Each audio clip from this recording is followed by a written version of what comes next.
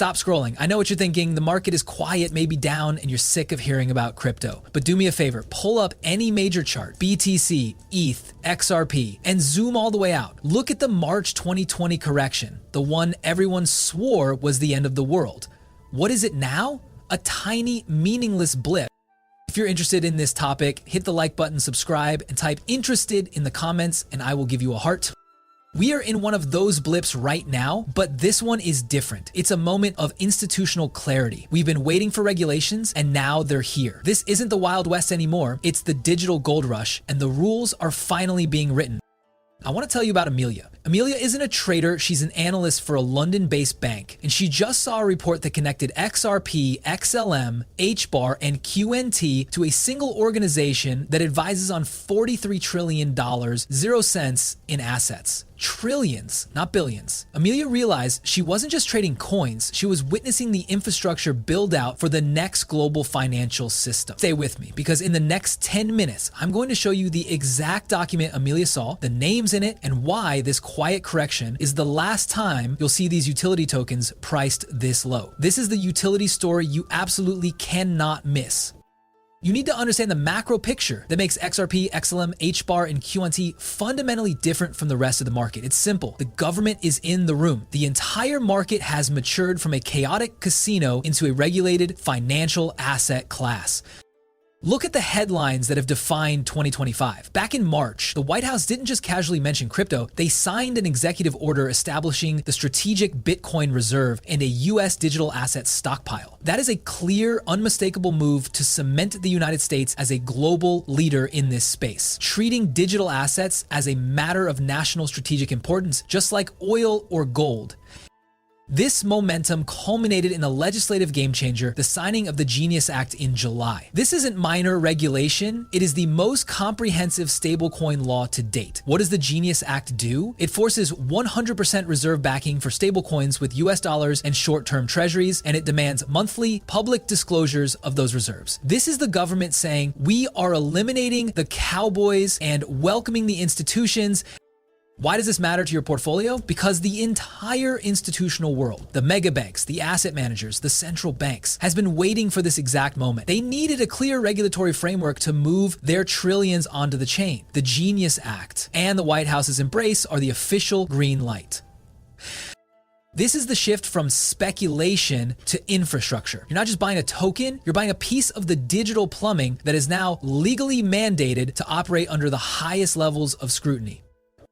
Now, let's look at the ultimate signal of this maturation, the SEC's crypto task force and the shift away from regulation by enforcement. The new mandate is about clarity, not confusion. The administration's reports, like the recent one titled Strengthening American Leadership in Digital Financial Technology, call for a revamp of bank regulations to allow federally chartered and state chartered banks to safely engage in digital asset activities, including custody, stablecoin services, and asset tokenization. This is the key. Banks can now confidently use DLT.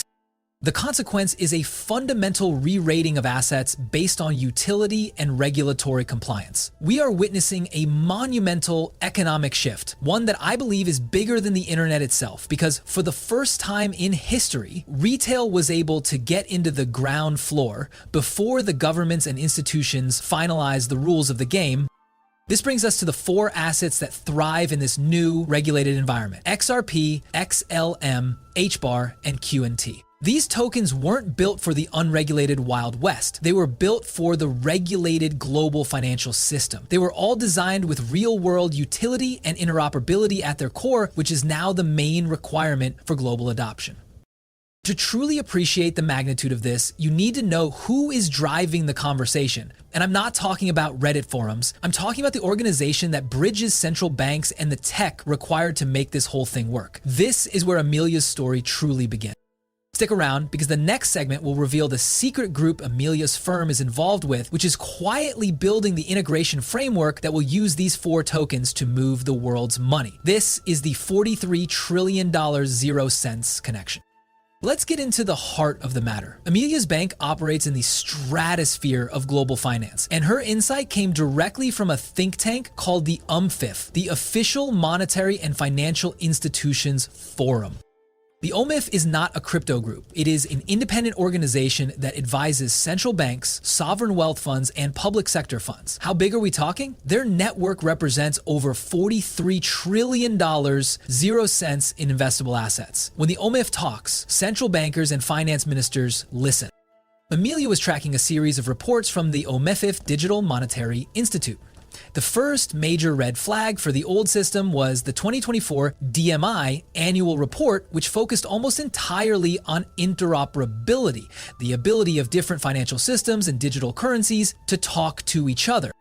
Who was a lead voice in that report? James Wallace, Vice President of Central Bank Engagements and CBDCs at Ripple.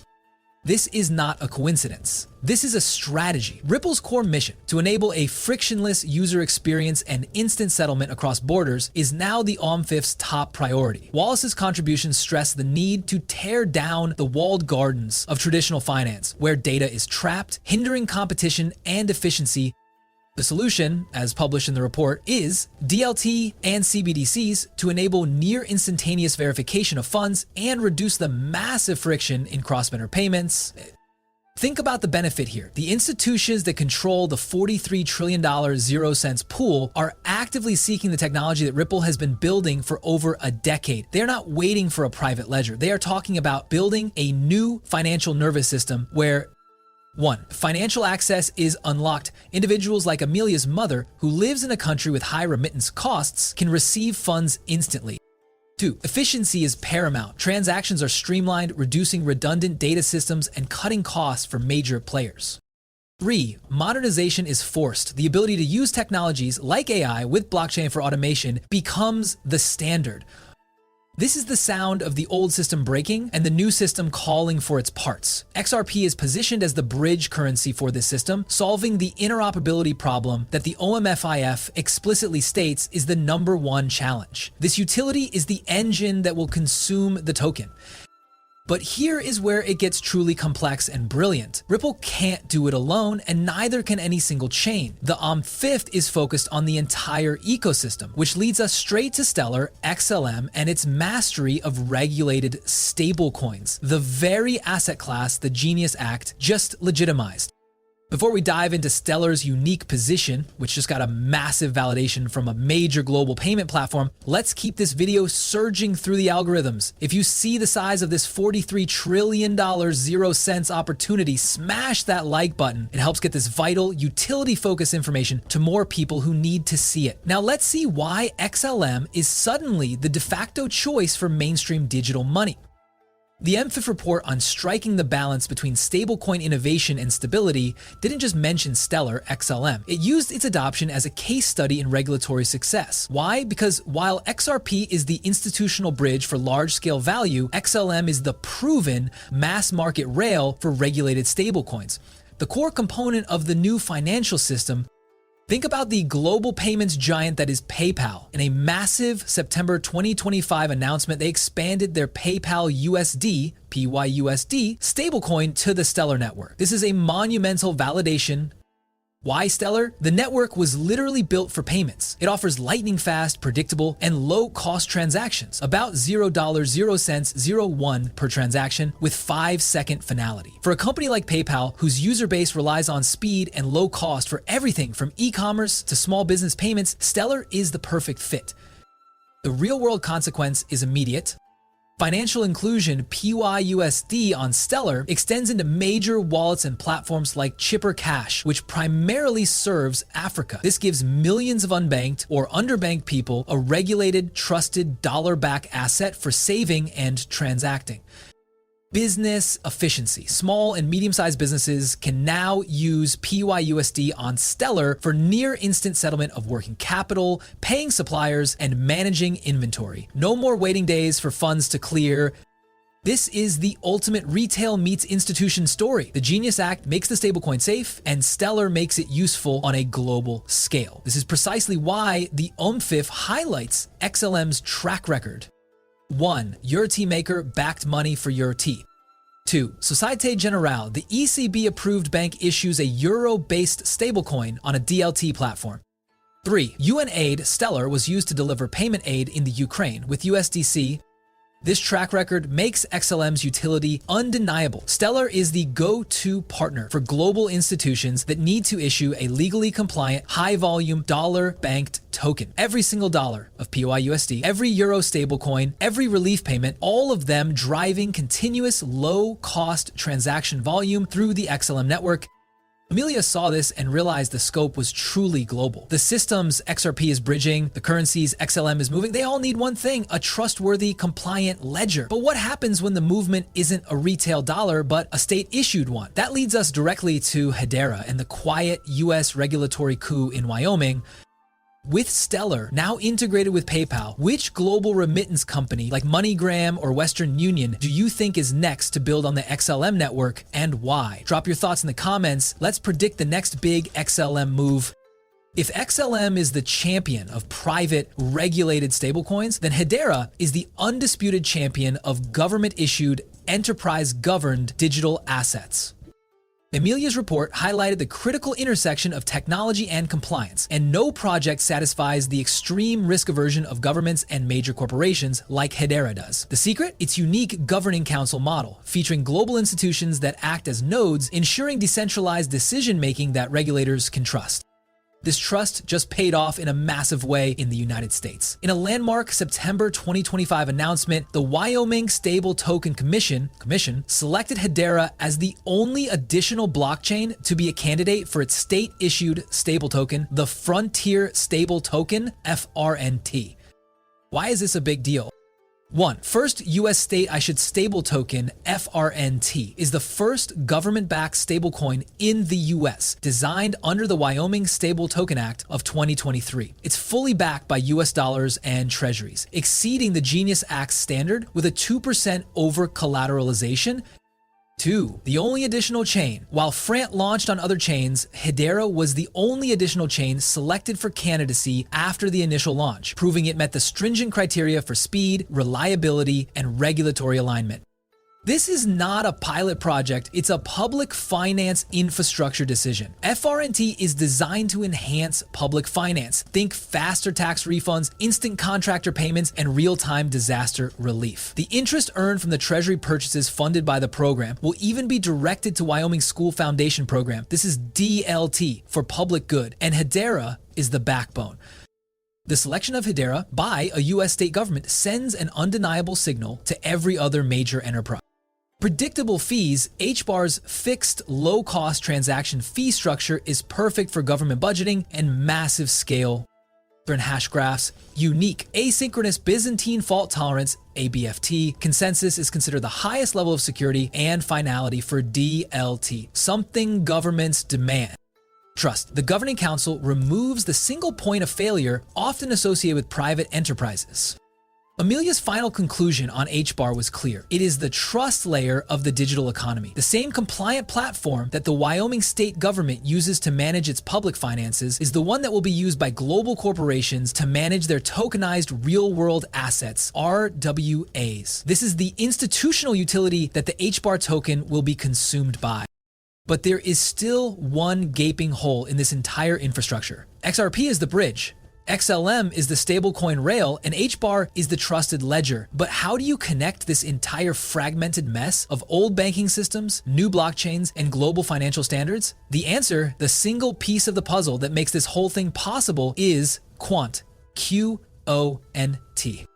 Before we unlock the final piece of this puzzle, the interoperability king, I notice only 20% of the viewers who watch these deep dive utility videos are subscribed. Don't let the algorithm hide the next crucial update from you. Hit subscribe now and join Amelia and me on the inside track. We've got 2 more tokens to go, and the final payoff is about to drop. If the OMFF is the architect of the new financial system, then Quant QNT is the engineer who built the universal language to make all the parts talk. The problem, as Amelia understood it, is the problem of silos. The same one James Wallace at Ripple pointed out. You have the XRP Ledger, the Stellar Network, the Hedera hash graph, 100 private bank ledgers, and then the thousands of legacy banking systems. If they can't communicate seamlessly and securely, the $43 trillion 0 cents movement of assets stays stuck. Quant's solution is Overledger. This is not just a ledger, it's the operating system and API layer that sits above all the ledgers. It allows financial institutions to build an application once and deploy it across any DLT or legacy system without friction. The biggest, most public confirmation of this utility came from the UK's Regulated Liability Network, UKRLN. This project, led by UK Finance and involving colossal banks like Barclays, Citi, HSBC, Lloyds Banking Group, and Standard Chartered, aims to create a common platform for innovation across various forms of money, including tokenized commercial bank deposits. Who was selected as the technology provider for the experimentation phase? R3 for the shared ledger capability via Corda, and Quant for the orchestration and API layer via Overledger.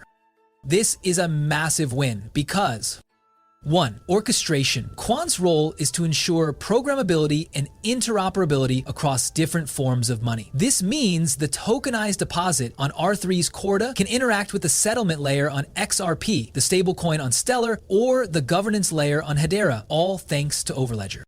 2. Universal connector. Banks don't want to choose one chain. They want to use all of them based on their specific needs. Speed, privacy, cost. Quant is the vendor NUMA layer that gives them that choice instantly, connecting diverse regulated systems.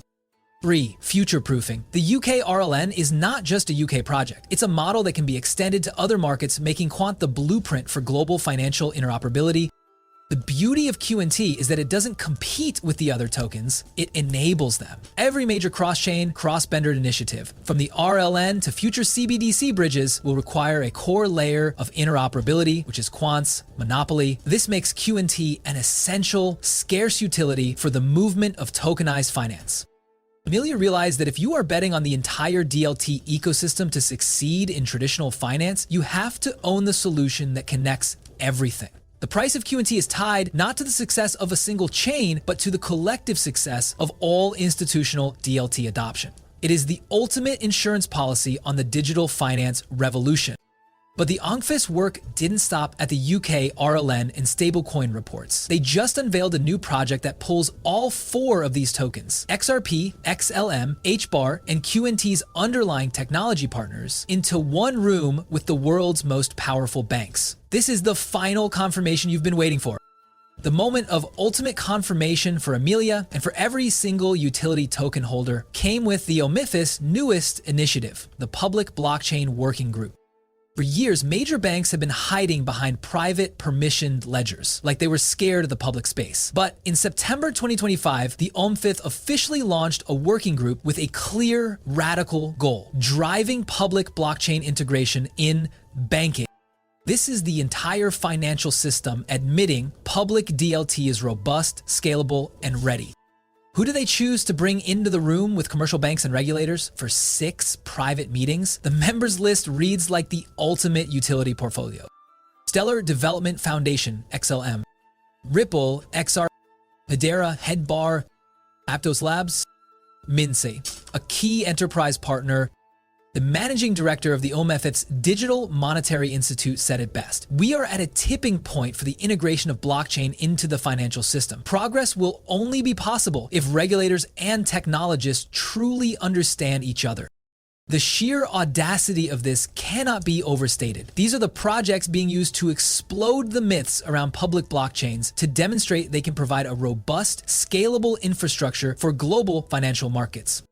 Look at the power behind this decision. The OMFIS Advisory Network includes the World Bank Group, the IMF, the BIS, Bank for International Settlements, major global banks, Commercial Bank of China, DZ Bank, DBS Bank, Standard Chartered Bank, central banks, the Bank of China, Deutsche Bundesbank, Bank of Thailand.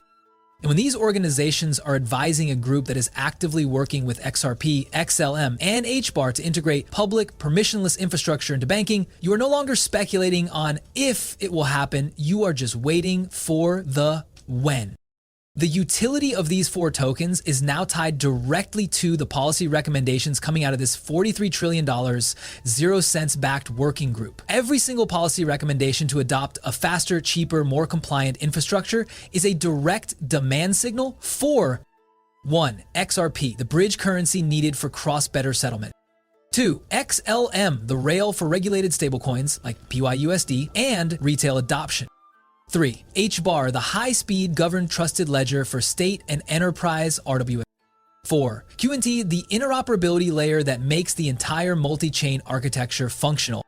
Amelia's eyes were opened. She realized that the biggest institutions on the planet are actively selecting and validating the exact assets we've been talking about for years. They are not chasing the latest meme coin. They are demanding utility that can function under the highest legal and regulatory scrutiny. Let's bring this all back down to earth, to the ultimate human consequence of this entire $43 trillion 0 cents story. The real-world consequence isn't just billions saved by banks, it's freedom gained by people. I want you to connect Amelia's work in the high-rise London office to the life of Elias in the Philippines, a character from our previous videos. Elias is still sending money home. He's the everyday person who has always been a victim of the friction that James Wallace at Ripple wants to eliminate. Now imagine the power of this new OMFIF approved regulated system coming online. Example 1. A global bank uses Quant's overledger to connect its legacy system to a stellar payment rail. And 2. A large RWA asset, a bond, a fund, is tokenized for collateral on Hedera because the US has a clear state blank regulatory precedent, FRA. 3. The cross-border payment from Elias's bank uses XRP as the rapid, low-cost bridge before hitting a regulated stablecoin like PYUSD or its future XLM equivalent. For Elias, the experience changes from old system, waiting 3-5 days, losing 7% to fees, and dealing with inconsistent settlement. New system, DLT, finality, sub-penny transaction cost, and complete transparency. This is the incredible convergence. The same architecture that saves the world's biggest banks billions is the one that gives Elias 100% of his paycheck. This is the ultimate non-negotiable utility. When the institutional demand for efficiency, HBAR QNT, and the retail demand for low-cost transactions, XRP XLM, converge, the token consumption becomes a non-stop mechanical force. You are not investing in hype. You are investing in the tectonic plates of finance. You own the essential utility layer, the pipes and wires that will process this global shift. When regulation is finalized, Genius Act, and the central banks get involved, OMFIF working group, the only thing that matters is the real-world utility of your asset. And these 4 have been validated in the most powerful financial rooms on the planet. We've seen the major players here, but of the 4, XRP, XLM, HBAR, and QNT, which one do you believe will see the first major price catalyst now that the OMF has put them all in the same room? Will it be the bridge, XRP, the rail, XLM, the ledger, HBAR, or the connector, QNT? Let me know in the comments. You've made it to the end, and now you know what Amelia knows. The quiet market correction is a blinding opportunity disguised as boredom. Let's summarize the opportunity you stand to gain from holding these 4 utility assets right now. 1. Regulatory certainty is genius. Stablecoins, the fuel for the new system, are legitimized and federally regulated. 2. Institutional validation, OMFF, and Meta is actively working with XRP, XLM, and HBAR to integrate public blockchains into commercial banking. 3. Core utility confirmed. QNT is the mandatory interoperability layer, UKRLN. HBAR is the trusted governance model, Wyoming FRNT. XLM is the mass market rail, PayPal, PYUSD, and XRP is the cross-bonder bridge, Ripple CBDC engagement.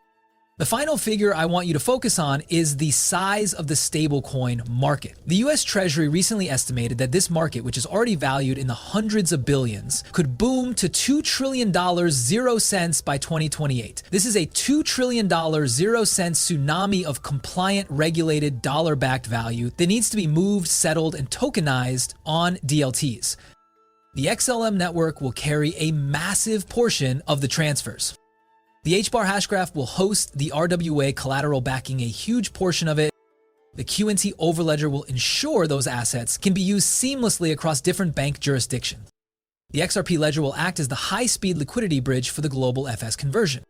This is the big target you've been positioned for. You are not betting on a single casino, you are betting on the fundamental infrastructure of global finance, which is now legally mandated to become faster, cheaper, and more efficient. The impossible is now inevitable. You are watching the end of the old, slow financial system. Every single obstacle that stood in the way of these utility tokens, from regulatory uncertainty to interoperability issues, is being methodically torn down by the most powerful institutions on the planet. As you head to the comments to debate the next big catalyst, I have one last mission for you. This script took an insane amount of research to put together. If you're ready to see the inevitable payoff from this institutional adoption, hit the notifications on bell. You don't want to miss our next video where we break down the November 3rd OMFIF report launch and what it means for the Quant, Ripple, and Hedera price targets. Don't let the charts fool you. The most important work is happening right now in the boardrooms of London and the regulatory halls of Washington. You have the knowledge. Now you have the context. I've put a link to the next video on your screen. That video breaks down the specific technical and legal finality that makes Hedera and Quant so irresistible to central banks. Click it now and continue your journey into the financial future. This has been Jack. Thanks for watching. Peace out, guys.